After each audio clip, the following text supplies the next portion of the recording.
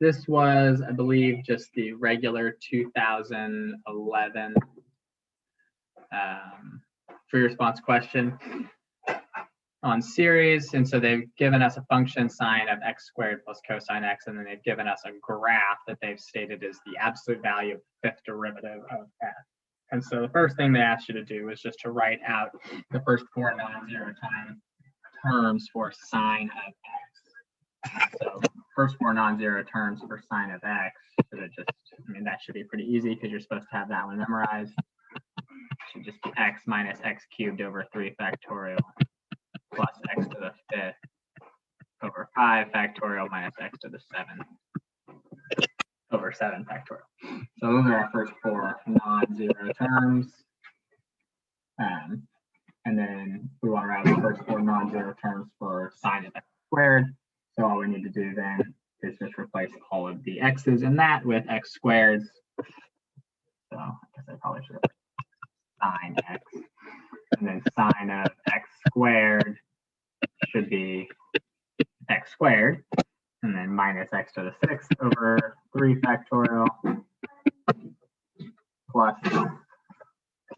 x to the 10th over 5 factorial minus x to the 14th over 7 factorial. And that was part A. Everybody good with part A? 1 point for the term. Yeah, 1 point for the terms of sine x and 1 for sine of x squared. Sorry, 2 for sine of x squared. Part B should have started off pretty straightforward as well.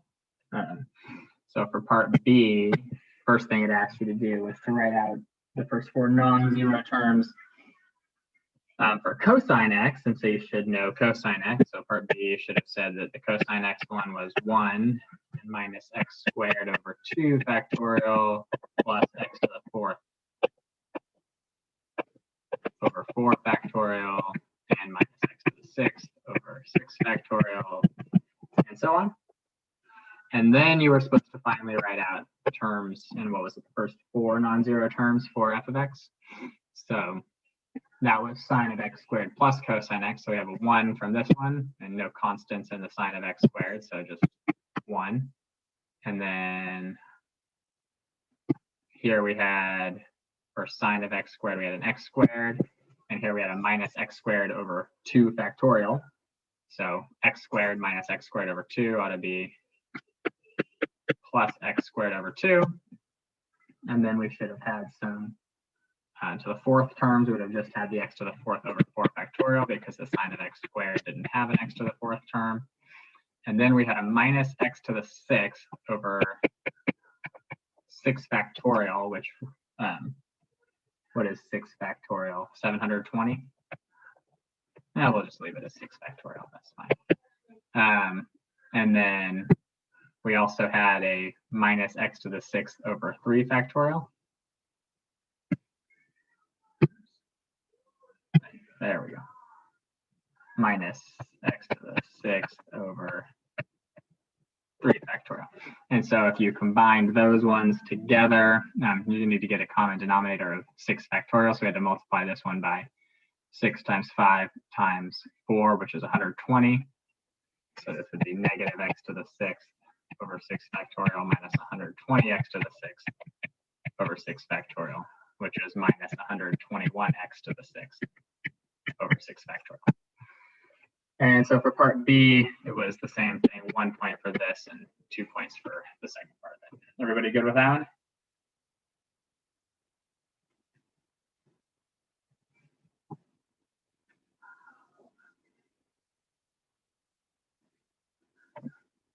Okay, cool. And then for part C, it asked you to find the value of the 6th derivative of f at 0. So we'd want to note that the 6th derivative of f at 0 over 6 factorial should be our coefficient on the 6th degree term, on the x to the 6th, our 6th degree term for f of x, or for the Taylor series for f. And so we would have just gone in and said, well, that coefficient looks like it is negative 121. And that, I believe, was just, yeah, that was just 1 point for that answer. Everybody good there with C?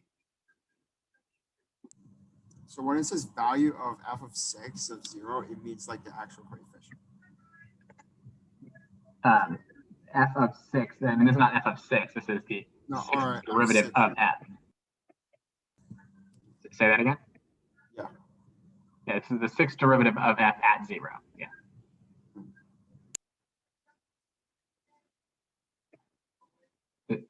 Are you good or no? Yeah, I'm good, thank you. Okay. I'm not sure what you mean, Aiden. Do I have to multiply by 6 factorial?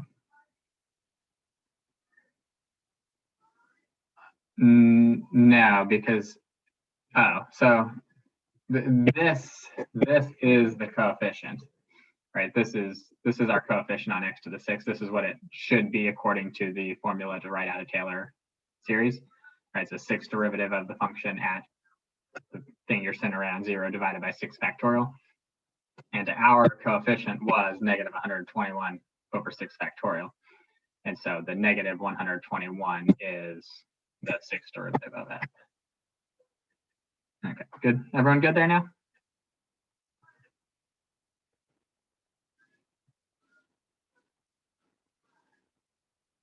Okay. And then part D said we've got a 4th degree Taylor polynomial for f. And we want to use the information from the graph, which is our absolute value of the 5th derivative, to show that the 4th derivative, or the 4th degree Taylor polynomial at 1/4 minus f of 1/4, otherwise the error found by truncating this series for f at the 4th degree and evaluating it at 1/4 is less than 3,000. So we want to see that the error using a 4th degree Taylor polynomial at 1/4 is less than 1/3000. So first off, if we truncate this here, we're looking at 1 plus x squared over 2 plus x to the 4th over 4 factorial. So first thing that we should do is think about what the next term in this should be. Right, the next term of this should be, since this is not an alternating series, we have to use the Lagrange error bound.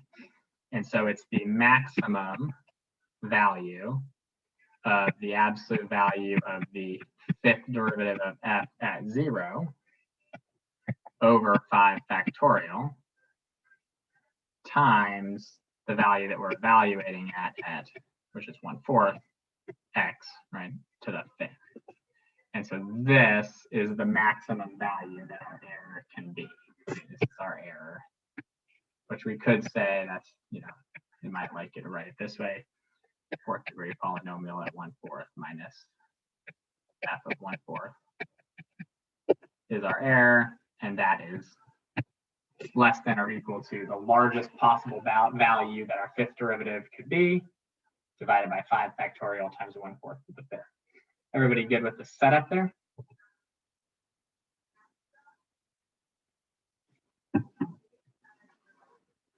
All right.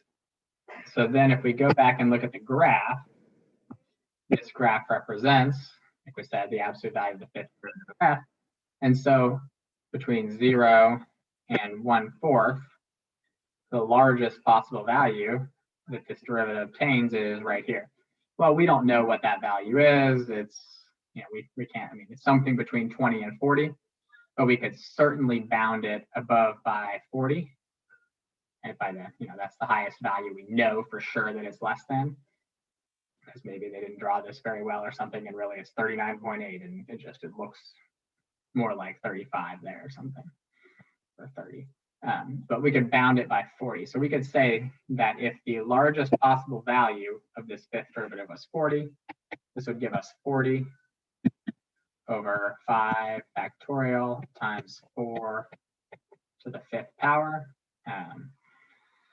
And what does that come out to be? 40 over the 4 should give us just a 10 up here, and that could cancel out the 5 and the 2. So we got a 4 and a 3, which is a 12. So we got 12 times 4 to the 4th. And that'd be 12 times 256. What's 12 times 256 come out to be?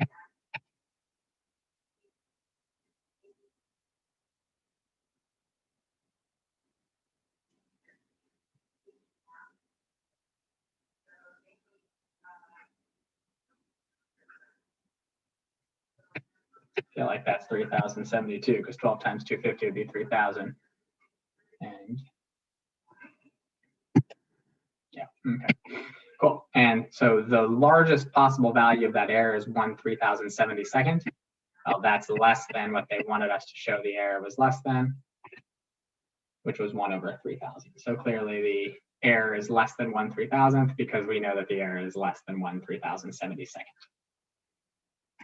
Good or no? And this was worth 2 points. One for writing out, sorry, one for writing out this. The error is less than or equal to this.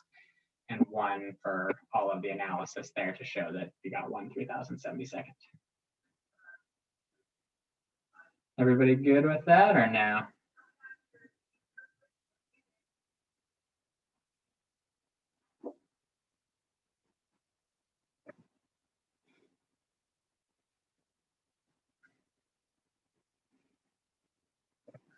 Yeah, so on the right-hand side of this inequality, right, this is our Lagrange error form. It's always the largest possible value of the next derivative. So basically it's the next term. This is basically the next term evaluated at x, except instead of just taking the actual value of the fifth derivative at 0, we take whatever the largest possible value that the fifth derivative could obtain on our interval between x and a. So in this case, between 1/4 and 0. So between where we're evaluating at and where we've centered our series at. And so we looked on here, the largest possible value of our derivative between 0 and 1/4 was something less than 40, so we used 40. That's the largest possible value of the fifth derivative, the absolute value of the fifth derivative. And then we multiply it by the value we're approximating, 1/4, to the power of that same derivative to the fifth power, and then divide it by the 5 factorial. Correct, Nick. Yes, you divide by the 5 factorial because it's the fifth term. And Adrian, to answer your question, your quiz tomorrow will be out of 9. Yeah, 6 out of 9 is good or better. 6 out of 9 or more than that is good. But 9 out of 9 is 100%, and 8 out of 9 is a B, and 7 out of 9, I guess, is a D. No, a C. 7 out of 9 would still be a C. I can do fractions. You'll all do wonderfully, I'm sure. All right, everybody ready to look at this one? Or any other questions on the last one still?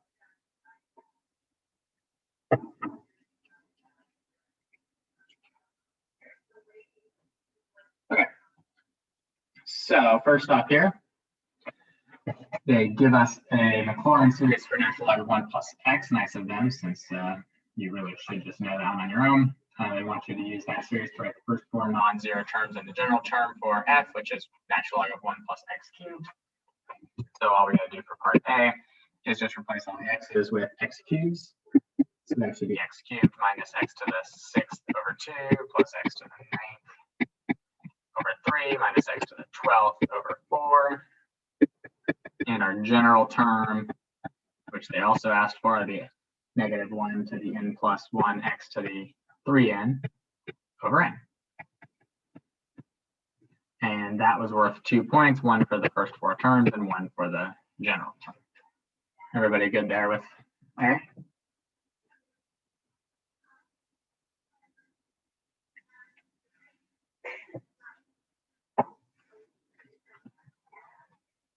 All right.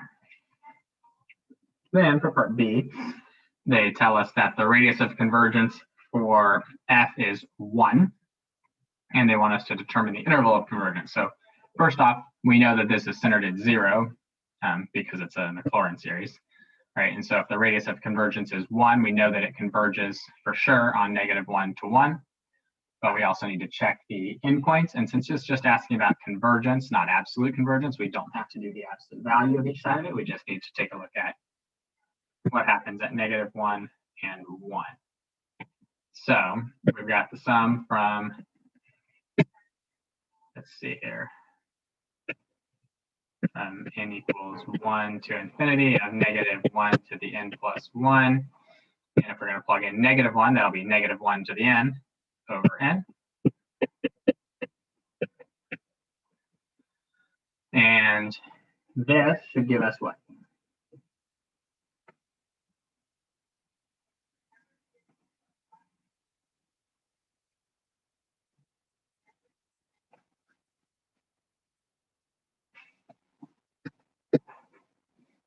This should just be this sum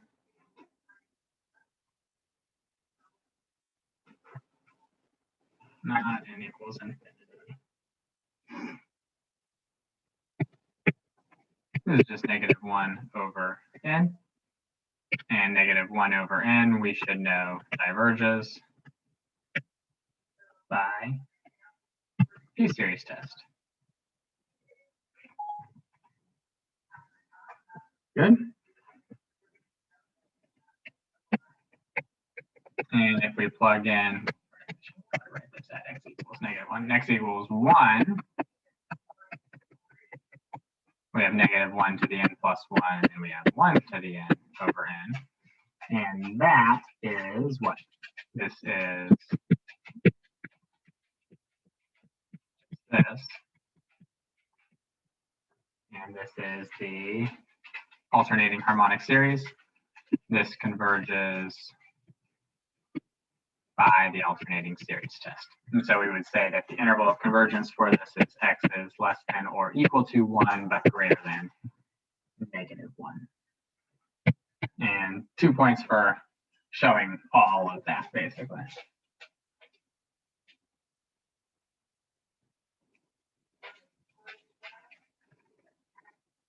Any questions there on part 2?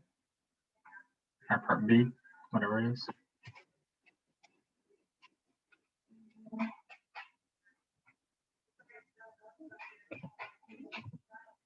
All right, part C. What did part C ask us? Part C asked us to write the first 4 non-zero terms for f prime of t squared. And then we'll do some other stuff. First, we'll write the first 4 non-zero terms of f prime of t squared. So for f prime of t squared, first thing we should do is probably write out what f prime of x is.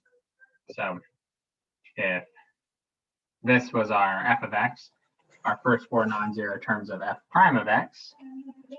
Sorry, this was our f of x. Our first 4 non-zero terms should start off with 3x squared. And then the next one, this is c, right?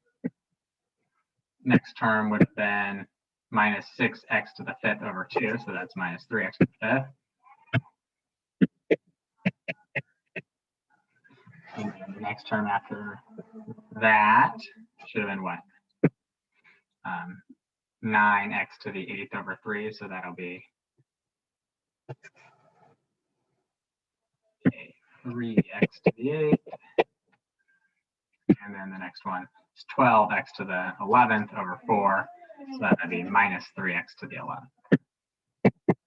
So that's f prime. And then we want f prime of t squared. So f prime of t squared, we're just going to replace all of the x's with t squared. So this will be 3t to the 4th minus 3t to the 10th plus 3t to the 16th minus 3t to the 22nd. Give me 1 second. I gotta go let my dog out before she does something horrible on my floor. I'll be back in a second.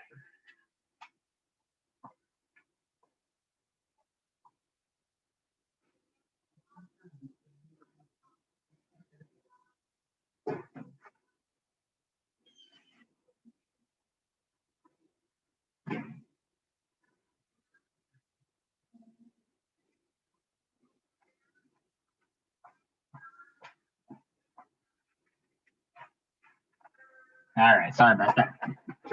Okay, so there's our f prime of t squared. Did it ask us to write the general terms or just the first 4? Just the first 4. Okay, so we're good there. All right, so there's f prime of t squared. So we've got that. So getting f prime of t squared was actually worth 2 points.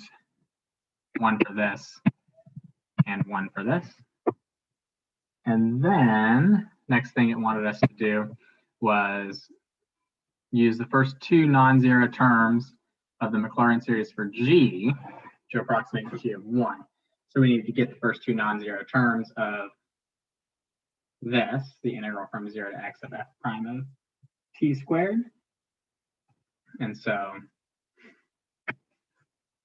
G, which equals the integral from 0 to x of f prime of t squared, ought to look like the integral of 3t to the 4th, which should be 3, and we'll just see. I mean, they're both going to be 0 when you evaluate it at 0. So that's 3x to the 5th over 5 minus 3x to the 11th over 11. Did it ask us? It didn't ask us to write. Yeah, just use the first 2 terms. Yeah, okay. To approximate G of 1. So then we just plug in 1 to that. G of 1 is 3/5 minus 3/11, which is what? 33 minus 15, that's 18 over 55.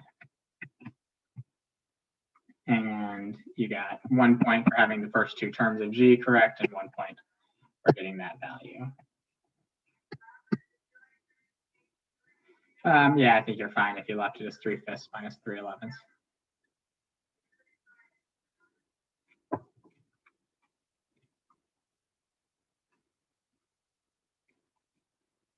Everybody good there with part C?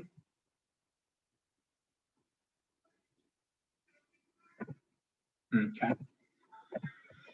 And then for part D, they tell us that this Maclaurin series for G is a convergent alternating series with individual terms that decrease in absolute value to 0. Great. Okay, so that means that if they're talking about error down here, which is what they are talking about, that we can use the alternating series error bound. So we want to show that our approximation in C must differ from G of 1 by less than 1/5.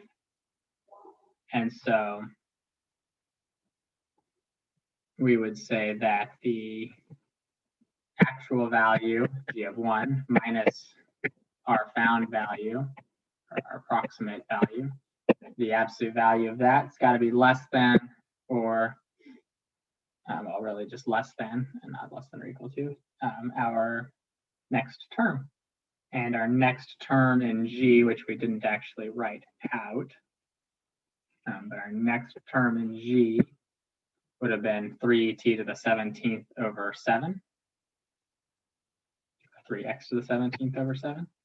So 3 times 1 to the 17th over, I don't know why I kept saying 7 over 17.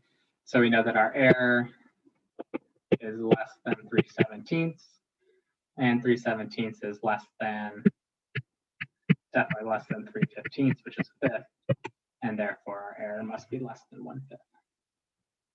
And I think they just gave you 1 point for that. Yeah, 1 point for that. Everybody good there with part D?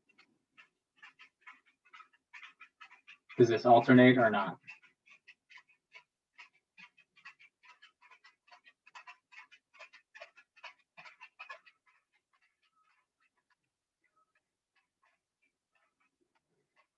If I plug in 0, it's -1 to the first. If I plug in 1, it's to the fourth. If I plug in 2, it's to the seventh. So this is going to alternate, right? This converges by the alternating series test, right? Terms decrease in absolute value, right? Because this denominator keeps getting larger, and it alternates. The limit as n approaches infinity is 0, converges by the alternating series test. At x equals +1, we get the sum from n equals 1 to infinity of -1 to the n over 2n plus 3 times 1 to the 2n plus 1, which is just 1. So this has the same deal. This also converges by the alternating series test. In fact, they happen to be the exact same series, except one of them starts, this one starts with negative terms, and this one starts with positive terms. And they both converge, so our interval of convergence is -1 to 1 inclusive. And that was worth 5 points total. So 1 point for correctly setting up the ratio, 1 point for getting x squared, 1 point for starting off with knowing that it was -1 to 1, 1 point for taking a look at both endpoints, even if you did it wrong, and 1 point for the final answer, -1 to 1. Any questions there on part A?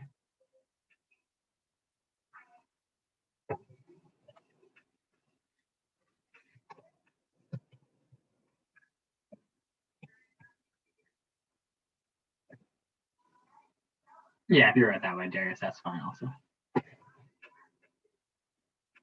You can always use interval notation. Doesn't really matter.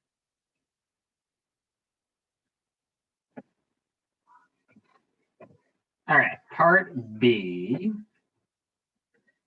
said that the Maclaurin series for G at x equals 1/2 is an alternating series. The terms decrease in absolute value to 0, so it follows all the alternating series error bound stuff.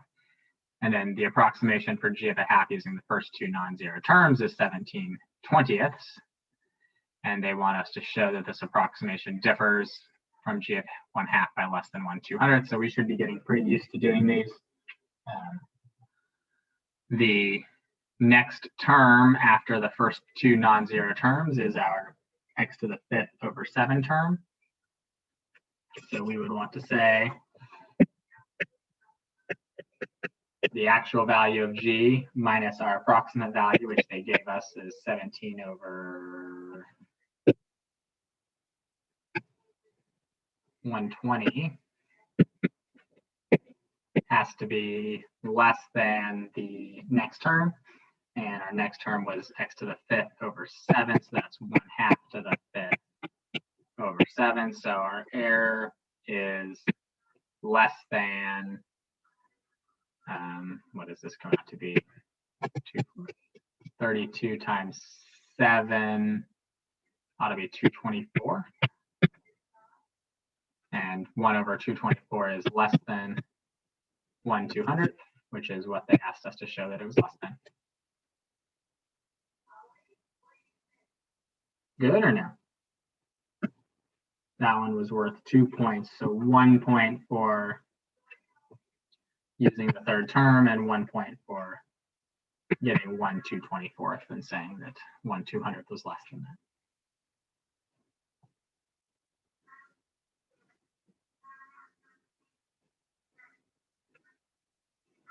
Any questions there on part, what was that, part B?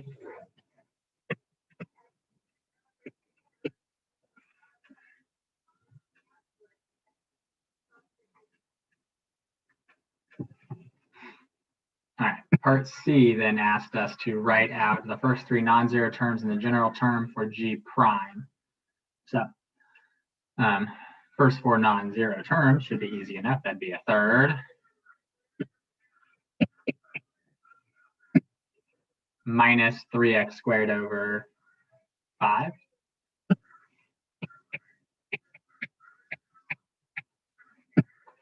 derivative of this would be plus 5x to the 4th over 7.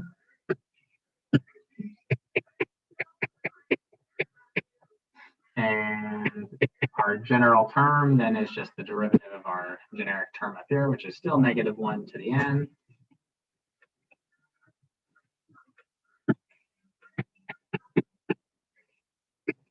And then x to the 2n plus 1, we're going to multiply by the 2n plus 1, and then drop that down to an x to the 2n. So we'll have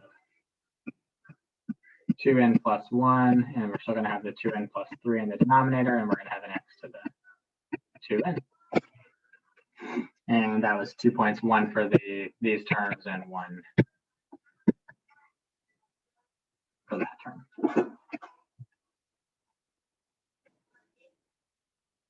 Any questions there on that?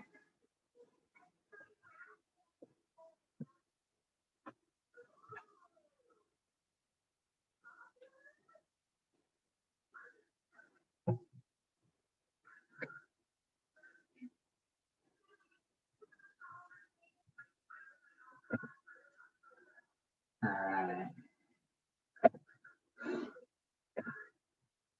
Next one. I believe this was the 2013 problem. I think this is this the one, Marty, that you're saying you struggled with a little bit? Yes. Yeah, okay. So, yeah, this one, it's not, I don't know, it's not as bad as you might think that it is. It's just a little different than the rest of them. So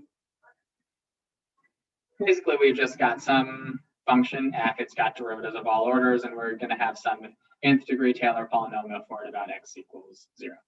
We know that f of 0 is -4, and we know that the first degree Taylor polynomial at 1/2 is -3.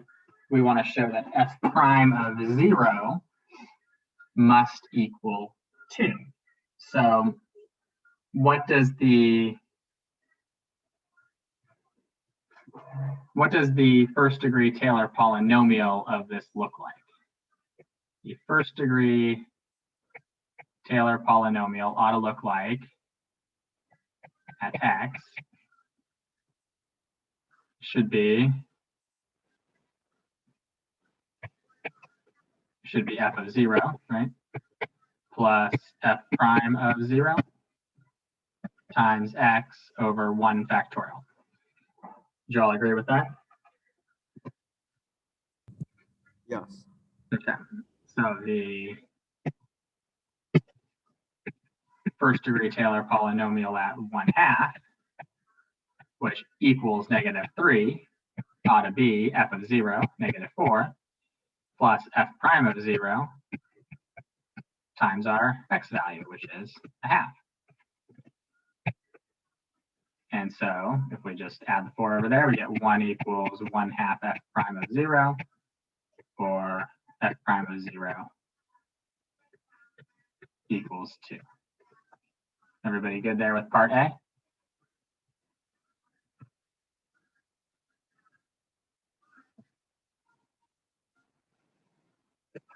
Yeah, 1 point for putting something like this using the first degree Taylor polynomial, and 1 point for this analysis to show that it was correct.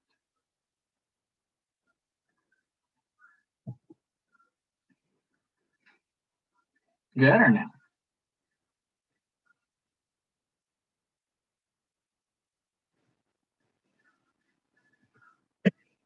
All right, I'm going to assume that's an okay. All right. Part B, what did part B ask us? It says, we know that f double prime of 0 is -2/3, f triple prime of 0 is 1/3. Find the third degree Taylor polynomial at x. So that should be, I feel like that part should have been pretty easy, since you know f of 0 and you know f prime of 0, and now you got f double prime and f triple prime. You should be able to just write them all out using our generic formula. So our first term should have been, now I already forgot what it was, -4. Okay. Part B, we got -4. And then it should be plus our f prime, which we just showed was 2, right? We just showed that was 2. So 2x. And then our next one, what did they tell us the next one was? -2/3. me write negative minus 2/3 and then x squared, and then that should be over 2 factorial. And then the last one they said was 1/3, so we'll say plus 1/3 x cubed over 3 factorial.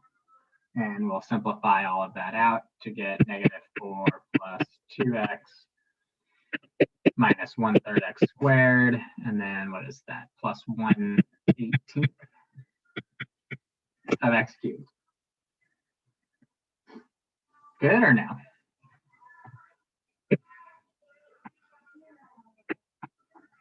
One point for this, 1 point for this, and 1 point for that. Everybody good with part B there? And even if you struggled to verify part A, part B should have still been pretty easy, right? You knew what f prime, f double prime, and f triple prime were at 0, so you could have should have still been able to write out that polynomial. Good or no?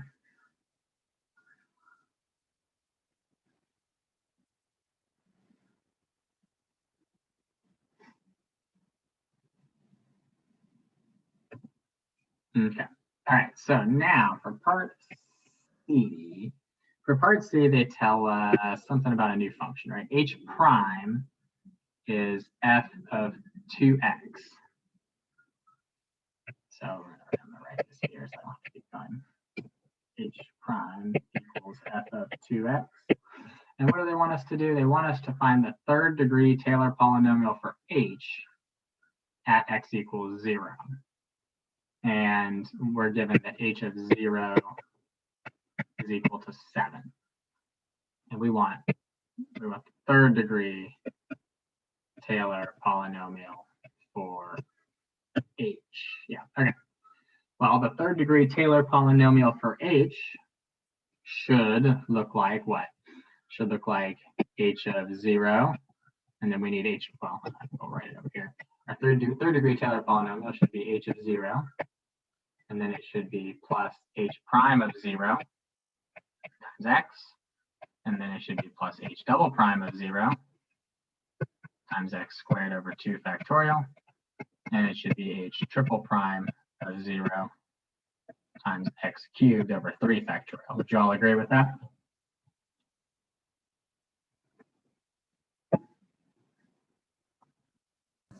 Yes. Yep. Okay. Well, h of 0 is given to us. H prime of 0, well, h prime of 0 is the same as f of 0, isn't it? H prime of 0 would be f of 2 times 0, which is f of 0. And f of 0 was -4. So we should have minus 4x. H double prime ought to be the derivative of this. Well, the derivative of a composition of two functions, f of 2x, is f prime of 2x times the derivative of 2. So 2f prime of 2x. So h double prime of 0 ought to be 2 times f prime of 0. And f prime of 0 was 2, so this ought to be 2 times 2. So h double prime ought to be 4. We got 4x squared over 2, so that ought to be plus 2x squared. And then h triple prime ought to be the derivative of 2f prime of 2x. Well, the derivative of that ought to be 2 times f double prime of 2x times another 2. So 4 f double prime of 2x. So h triple prime of 0 ought to be 4 times f double prime of 0. And if I remember correctly, f double prime was -2/3. Is that right? So we got minus 8/3 x cubed times 6, or minus, it'd be minus 4/9.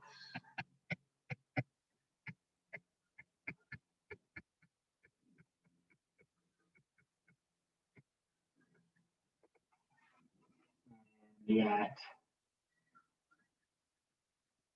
let's see, 1 point for the constant term, 1 point for all of the rest of the terms, and then 2 points for sort of writing out this h prime as f of 2x and finding, these things. It's worth 2 points. Good or no?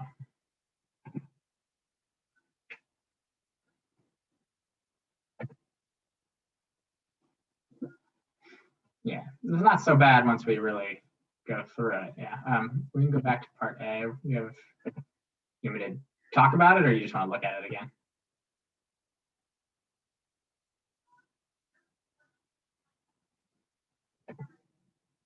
Okay.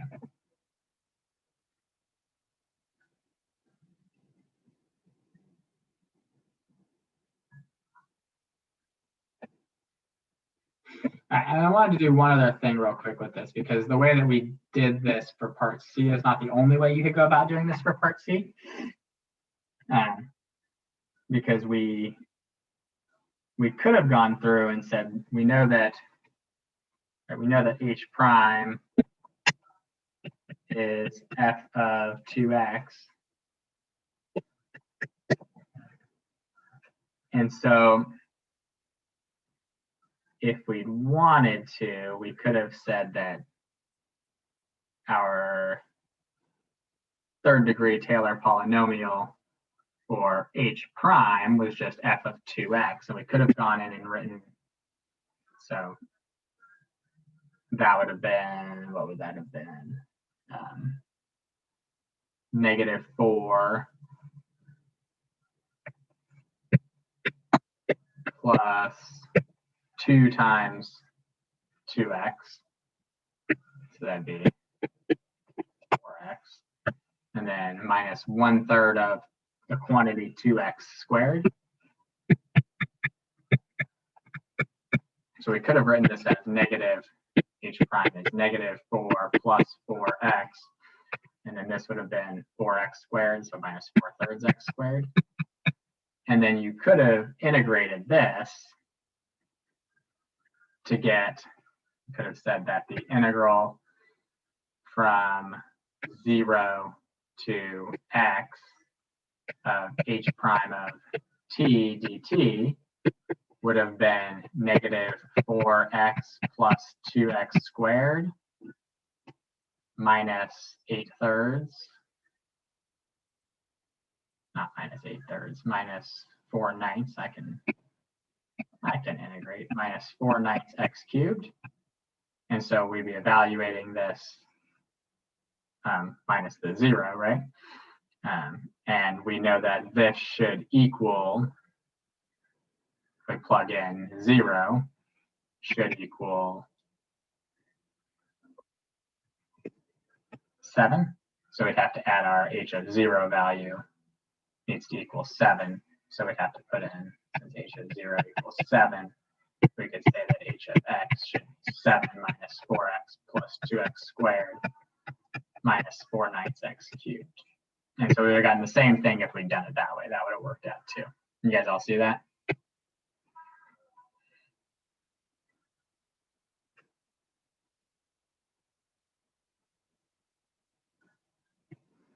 Probably should have written this instead of writing it this way. Probably should have just done an indefinite integral here. Like that. That would have looked better. So either way would have been good. And as you'll note, got the same thing. 7 minus 4x plus 2x squared minus 4/9 x cubed. Either way. All right, cool. Let's talk about this one. We got one more to talk about, and then we'll see how we're feeling about it all. So first off, we're given some function here around x equals 1, and we want to find the radius of convergence. So we're going to use a ratio test for that. So for part A, and this one was 2014. So using the ratio test, we end up with the limit as n approaches infinity of the absolute value of -1 to the n plus 2 times 2 to the n plus 1 over n plus 1 times x minus 1 to the n plus 1, and then multiplied by n and -1 to the n plus 1 and 2 to the n and x minus 1 to the n. And simplifying all of that down should have given us all the -1 stuff doesn't matter. Right? 2 to the n plus 1 over 2 to the n is just a 2 in our numerator. With our n, our x minus 1 to the n plus 1 over x minus 1 to the n just becomes an x minus 1. And we have 2n over n plus 1 times x minus 1. Everybody good there? Which should be 2 times x minus 1. And using the ratio test, we say that that's got to be less than 1. Divide by the 2 tells us that the absolute value of x minus 1 is less than 1/2. So our radius of convergence is 1/2.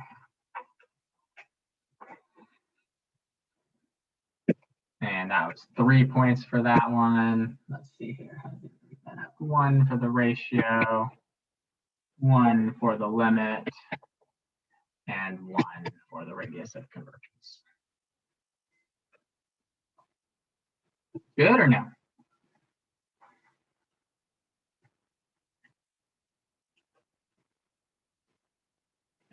All right. Next one, we have part B here. Part B said, find the first 3 non-zero terms in the general term for f prime. So we're just taking out a derivative.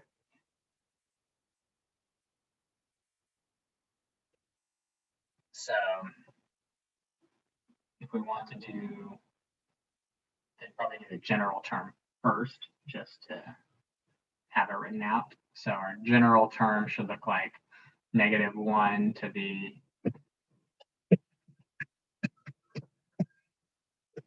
n plus 1.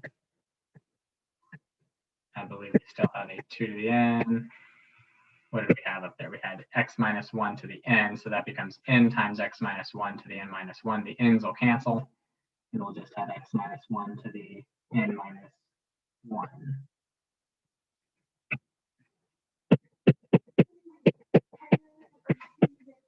So plugging in values of n equals 1 gives us 2 times x minus 1 to the 0, which should just start us off with the first term of 2. And then n equals 2 will give us a minus. And then we're going to have 4 times x minus 1 to the first. And then n equals 3 should give us a plus. 2 cubed is 8 times x minus 1 squared. And so there's your first 3 non-zero terms and your general term. And this was 1 point, and this was 1 point. Everybody good there? Part B.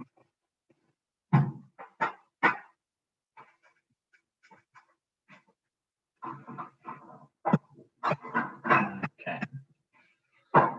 And what did part C ask? It says the Taylor series for f prime that we just found is geometric, and we want to find the function f prime converges to, and use this function to determine what f is as well. So if we go back here and take a look, what is our common ratio between each term? We're multiplying each term successively by a negative. We're multiplying each one by the 2, and we're multiplying each one by an x minus 1. So they said it's geometric. It's got a common, that doesn't even look close. Let's try that again. Common ratio of -2 times x minus 1. which means we just need to go in and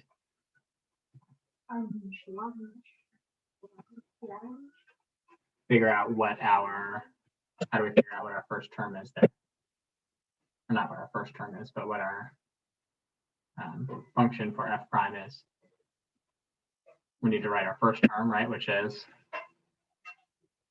2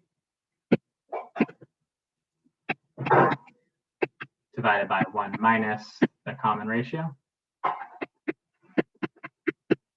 And what does that give us? That becomes a plus.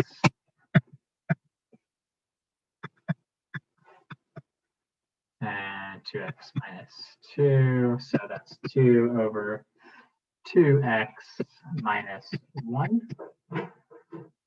Everybody good with that? For f prime, so that's 1 point for f prime. And then it asks us to use that function to determine f.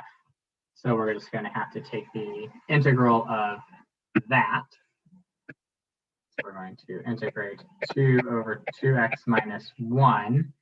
And we know what the integral of 2 over 2x minus 1 is. We've got to do a quick u sub, right? Or u equals 2x minus 1, du equals 2 dx, which cancels that out nicely. And so we don't even need to add anything in.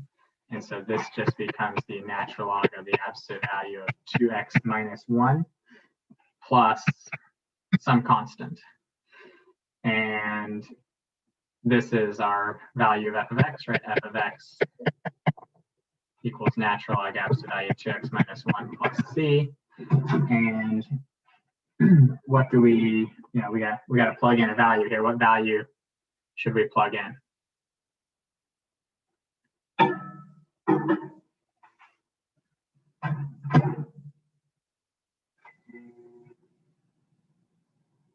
What's a value that we know?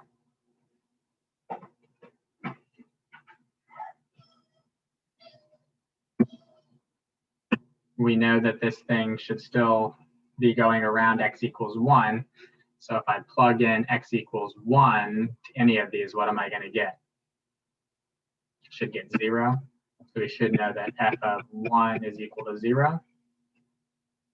So we'll say f of 1 equals 0, which is natural log of 2 minus 1 plus c tells us our constant is 0. And so therefore, f of x equals the natural log of the absolute value of 2x minus 1.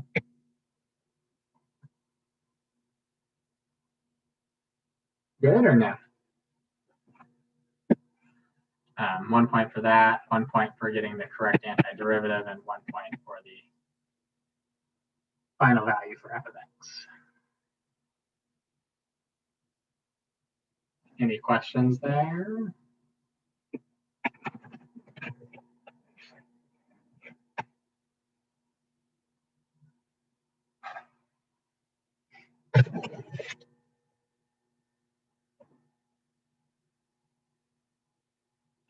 Yeah, so the common ratio, just by looking at this, I mean, you could do it two ways. One, just by looking at the series. I mean, how did I go from 2 to negative 4 times x minus 1? Well, I multiplied by a negative, I multiplied by a 2, and I multiplied by an x minus 1. Same thing here, I multiplied by a negative to make it positive, by a 2 to go from 4 to 8, and by an x minus 1 to go to x minus 1 squared.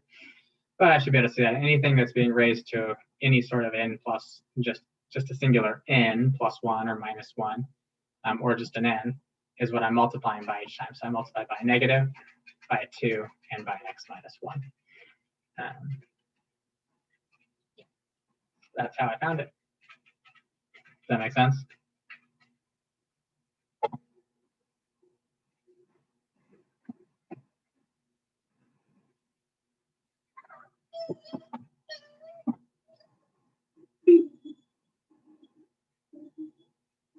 Any other questions on any of that?